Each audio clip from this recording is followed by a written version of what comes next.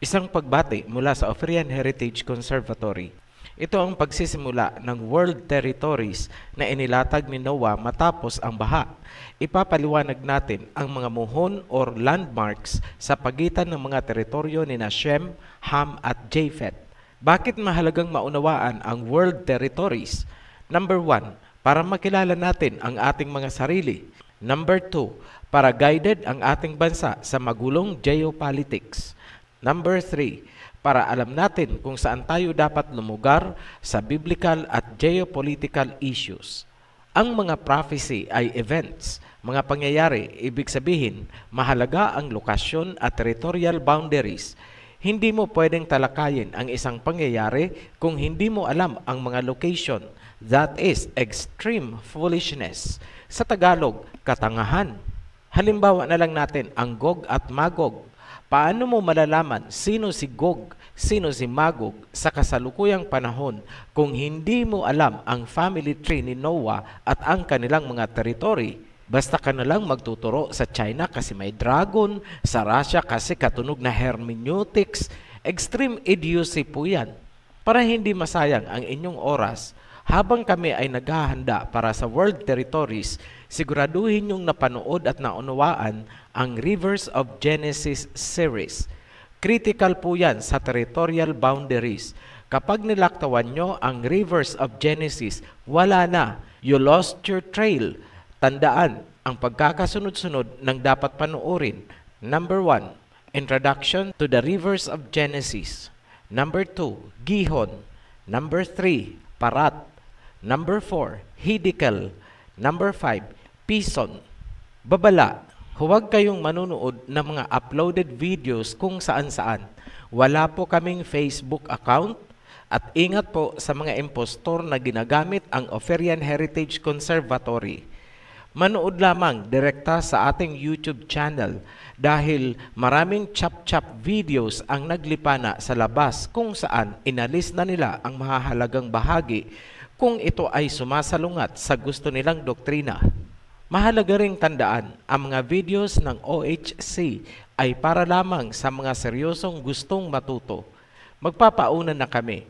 Mabusisi ang talakayan sa World Territory Series. Kailangan ninyo ng focus at pagiging open-minded.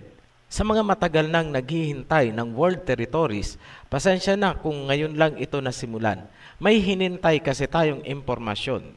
Yan ay kung nasaan ang Land of Eden at ang totoong Mount Zion. Lahat po yan ay critical locations. Nag-pop up na ang Land of Eden noong May 8, 2020, eksaktong 11:11 ng gabi. Kaya masisimulan na natin ang World Territories. Yan po ang hinihintay nating hudyat. Isa na lang ang hinihintay natin, ang ma-reveal ang totoong Mount Zion. Ngayon, bilang pauna para sa World Territories, ang video na ito ay mahahati sa dalawang sections.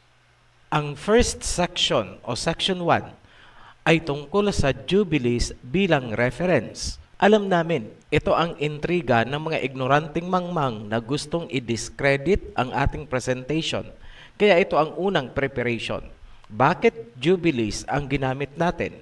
Ang Book of Jubilees ang nag-iisang libro kung saan matatagpuan ang mahalagang detalye ng world territories ayon sa pagkakahati ni Noah. Ngunit, tandaan, hindi si Noah ang sumulat ng Book of Jubilees. Ang nilalaman ng Jubilees ay ayon sa revelations kay Moses. Ngunit, hindi rin sinabing si Moses mismo ang nagsulat ng Jubilees. Kumbaga, ang ideas or nilalaman lang ang nagmumula kay Moses. Ang tanging surviving manuscript ng Jubilees ay ang Ethiopian GS text na tinatayang mula sa 15th century. Maraming nag-criticize sa amin noon. Bakit daw hindi namin ginamit ang Jubilees sa family tree ni Adam under creation series? Pero ginamit namin sa world territories. Yan ang lilinawin namin ngayon. Tandaan nyo na ang nilalaman ng Jubilees ay galing kay Moses. Ano si Moses? Hebrew-Shemite. Therefore, ang original Jubilees ay Hebrew. Tandaan nyo yan. Hebrew po ang Jubilees. Ngayon, repasohin natin ang pinagdaanan or history ng English Book of Jubilees na hawak natin ngayon. Ayon sa Britannica Encyclopedia, ang Hebrew Jubilees ay unang isinalin sa Greek at mula sa Greek, isinalin ito sa Ethiopian. Tanging ang Ethiopian version lamang ang nag-survive na kompleto. Year 1895, unang isinalin ang Jubilees sa English ni Robert Henry Charles. Yan ang Jubilees na hawak natin ngayon. Galing sa Ethiopian GS text dahil sa panahong yun, hindi pa natatagpuan ang original Hebrew. Tanging ang Ethiopian version lamang ang buo na pwede niyang pagkunan. Year 1947, natagpuan sa Qumran Caves ang Hebrew version ng Book of Jubilees kasabay ng Dead Sea Scrolls. Ayon sa Wikipedia, ito na ang pinakamalaki at pinakamaraming manuscripts, pangalawa sa Psalms. Note, ang Psalms ay may 150 chapters. Walang impormasyon na ang Hebrew Jubilees na natagpuan sa Qumran Cave noong 1947 ay isinalin din sa English. Lumalabas na ang Jubilees na meron tayo ngayon ay yung isinalin pa ni Robert Charles noong 1895. Hindi yan direktang galing sa Hebrew Jubilees. Sa aming paghahanap ng information, ito ang aming natagpuan. Ayon kay James Van der Kam, isang European-American Bible scholar, hindi daw accurate ang Hebrew version kumpara sa GS text ng mga Ethiopians. Yan ang nakikita naming idinadahilan ng mga scholars, kaya hindi na isinalin sa English ang Hebrew version ng Jubilees. So lumalabas na ang hawak talaga natin ngayon ay dumaan na sa kamay ng mga Greeks at naisalin sa Ethiopian, at yun daw ang mas accurate kesa sa Hebrew version. Red flag po sa amin yan. Something is wrong. Papaanong magiging mas accurate ang Ethiopian version na galing na sa mga Greeks kumpara sa original Hebrew version? Ngayon, itong mga ignorante na puro pag-criticize ang ginagawa ay walang alam na dalawa ang ancient version ng Jubilees, isang pure Hebrew at isang Ethiopian GS text na isinalin mula sa Greek version. So bakit namin pinagdududahan ang authenticity ng kasalukuyang Ethiopian Jubilees? Number 1, dalawang salina ang pinagmulan, Greek tapos Ethiopian, then to English.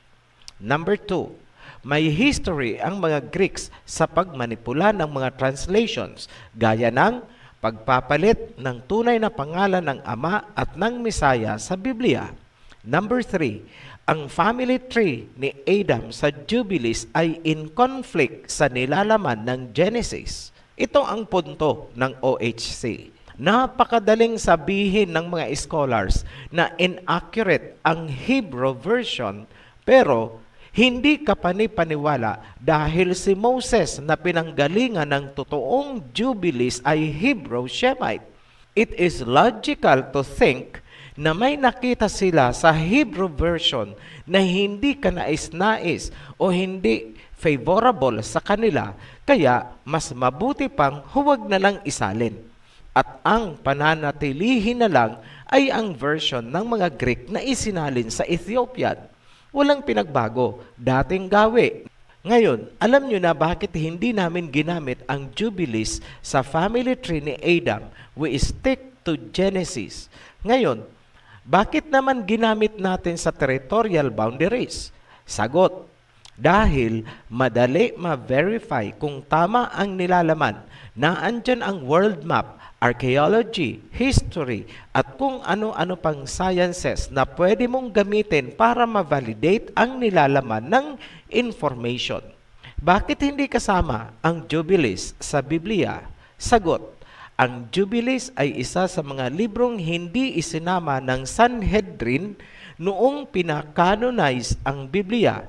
Yan ang brief history bakit hindi kasama ang Book of Jubilees sa Biblia. Ngayon, dumako tayo sa section 2. Orientation, spherical versus flat earth. Yan ang section 2. May dalawang model ng earth na nagbabanggaan at nakakaapekto sa pagtatalakay natin ng world territories. Yan ang flat earth versus spherical earth. Ano ang gagamitin namin at bakit namin ito ginusto? Ano ang nire-reject namin at bakit namin ito inayawan? Ang bottom line ng ating basihan ay kung alin ang biblical, flat earth ba or spherical? Busisiin natin, medyo multi-level analysis po ito. Please bear with us. Isaiah chapter 24 verse 15 hanggang 16. Basahin natin. Therefore in the east, give glory to Yahweh, exalt the name of Yahweh, the Elohim of Israel, in the islands of the sea. Verse 16, from the ends of the earth, we hear singing, glory to the righteous one. Sa Isaiah chapter 42 verse 10 naman, ganito ang sinasabi. Sing to Yahweh a new song, His praise from the ends of the earth, you who go down to the sea and all that is in it, you islands and all who live in them. Ito ang catalyst question. Nasaan ang ends of the earth na sinasabi ni Prophet Isaiah? Para masagot, susundan natin kung nasaan galing ang nag-aawitan. Point number 1, nasa east. Point number 2, merong maraming islands. Point number 3, lumulusong sa dagat ang mga tao. Sa flat earth, ang ends of the earth ay ang Antarctica sa South Pole. Ang Antarctica, ayon sa flat earth, ay isang bakod o pader, paikot para hindi sila mahulog sa flat earth. Ito ang analysis natin tungkol dito sa flat earth. Semplang number 1, ang Antarctica bilang ends of the earth ay nasa south. Ano ang sabi ni Prophet Isaiah kung nasaan ang kanyang sinasabing ends of the earth? Nasa east. Ang layo nyo, flat earthers. Semplang number 2, ang marker ng ends of the earth ay group of islands, plural.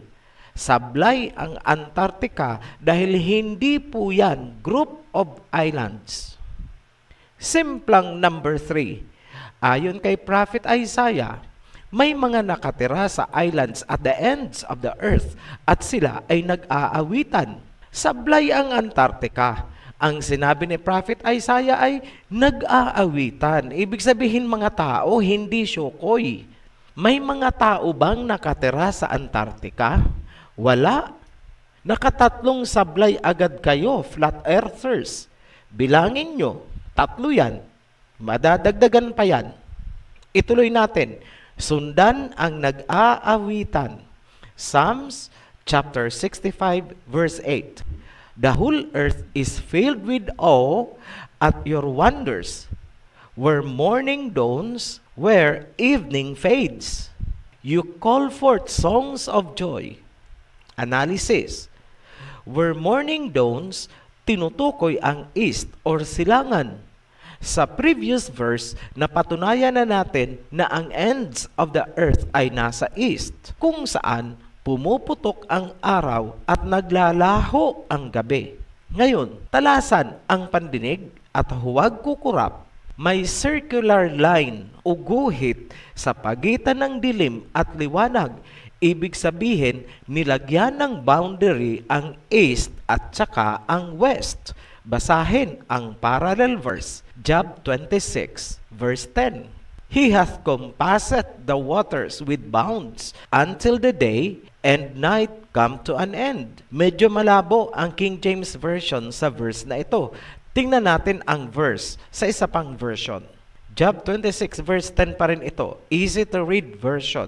He drew the horizon on the ocean like a circle where light and darkness meet. Ayan, medyo malinaw.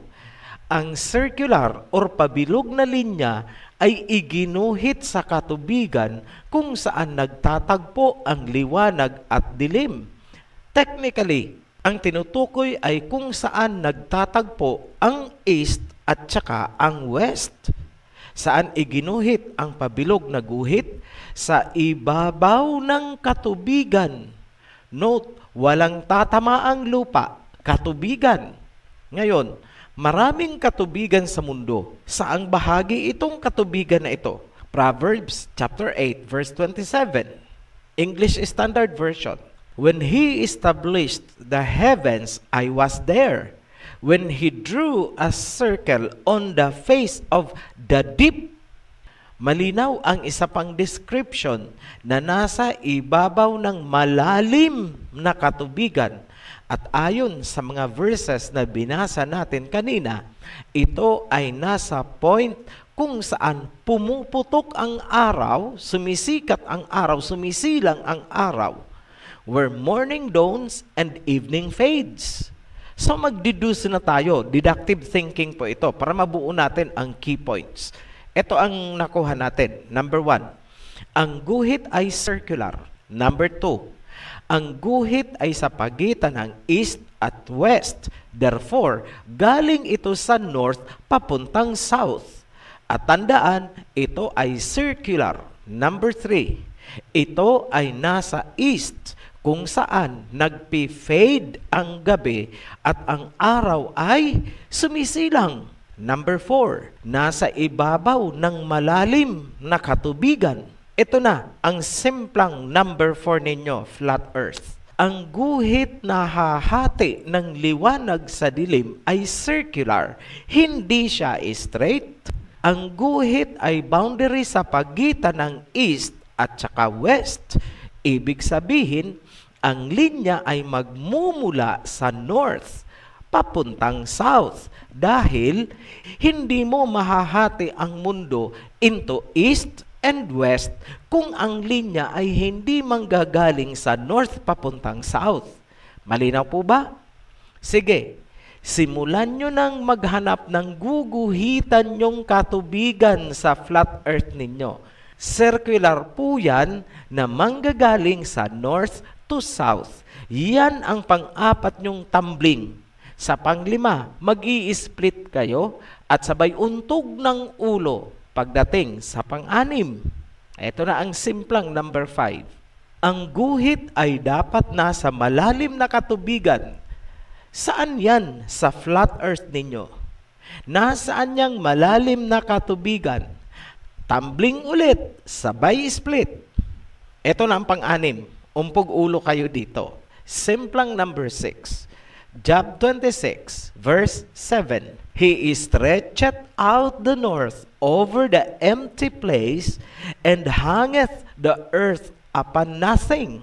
Hinatak niya ang north papunta sa empty place. Meaning, hinatak papunta sa empty space.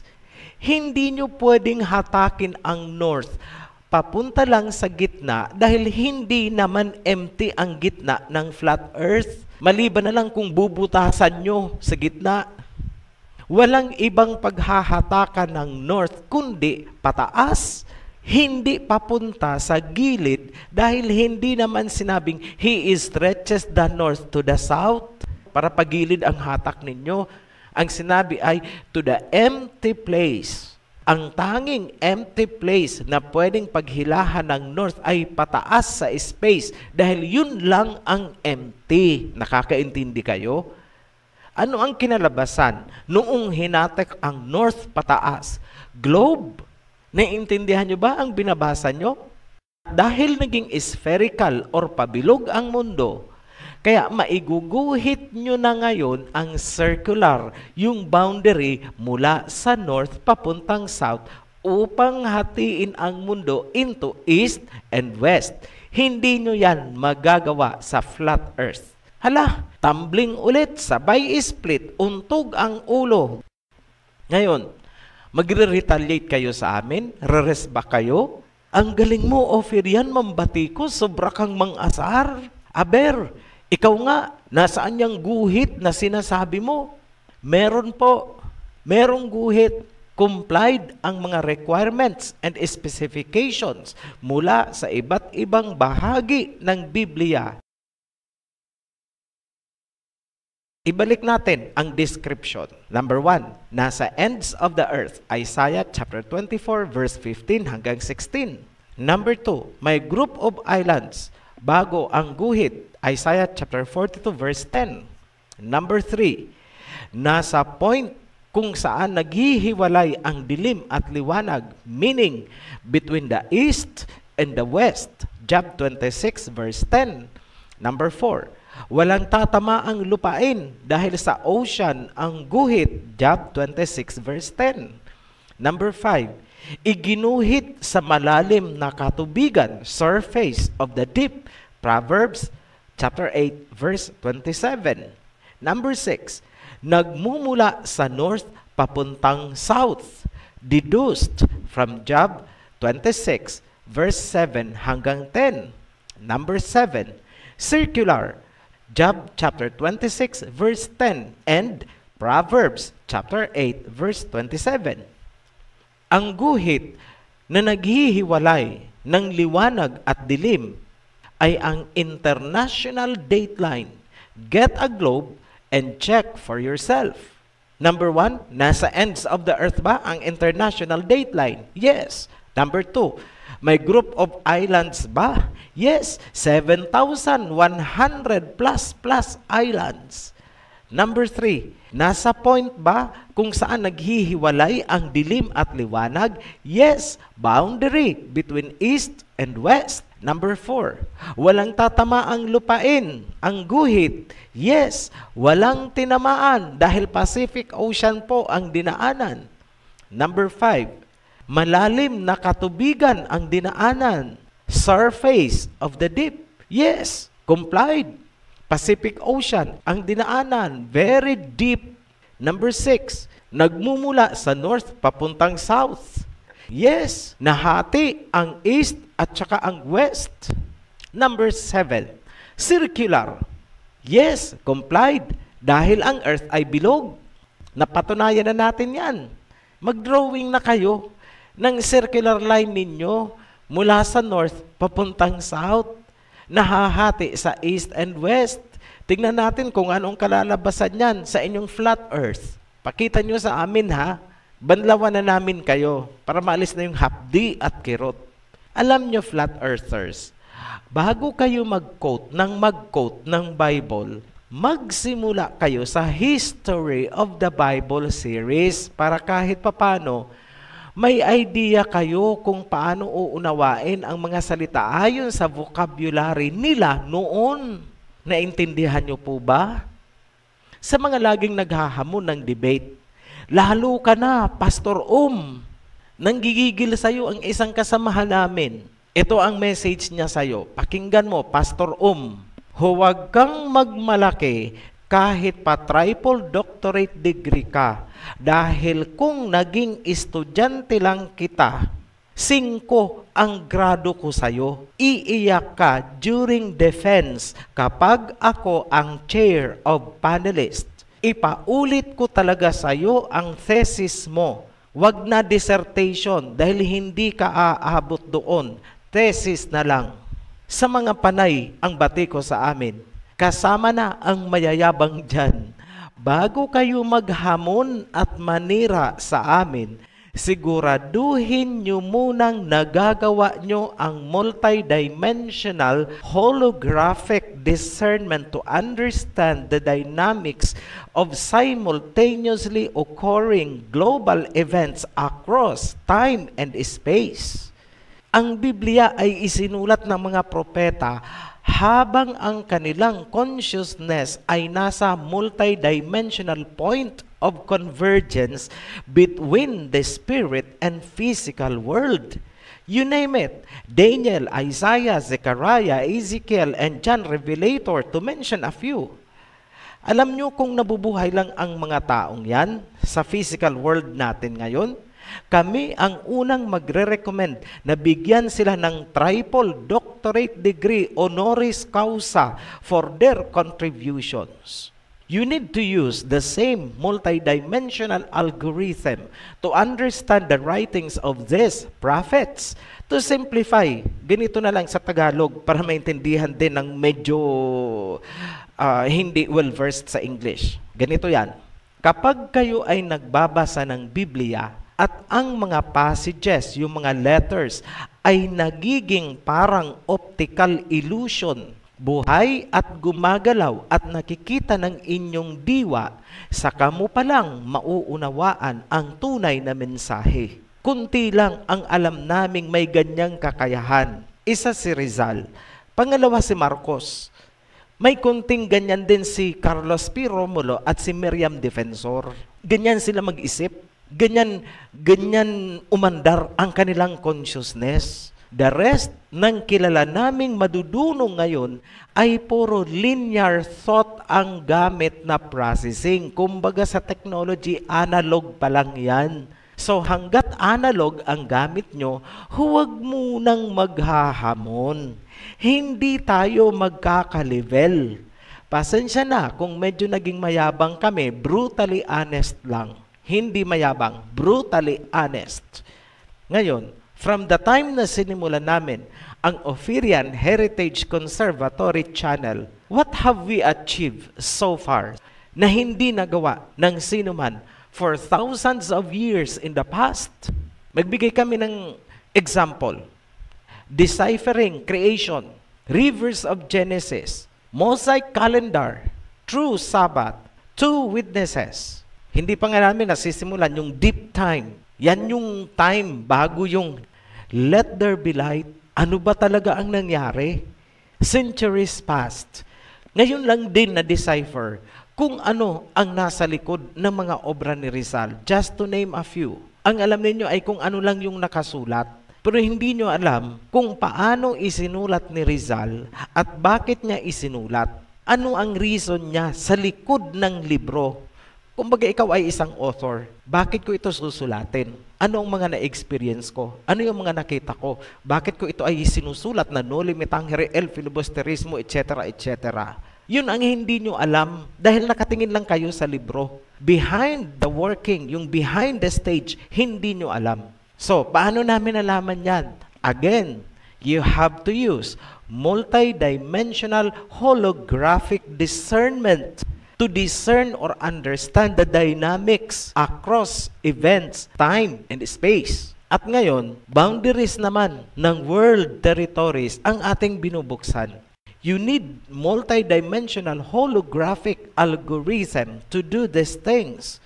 Sa muli, ingat sa mga yapi-yapi theories ng mga Gentiles, lalo na kung ito ay may kinalaman sa inyong biblical na paniniwala. For every single truth, there are hundreds of counter-deceptions. What you see in the surface is not the actual reality. There are uncharted waters in the Bible that remained unexplored. Join our journey. Be blessed. Shalom.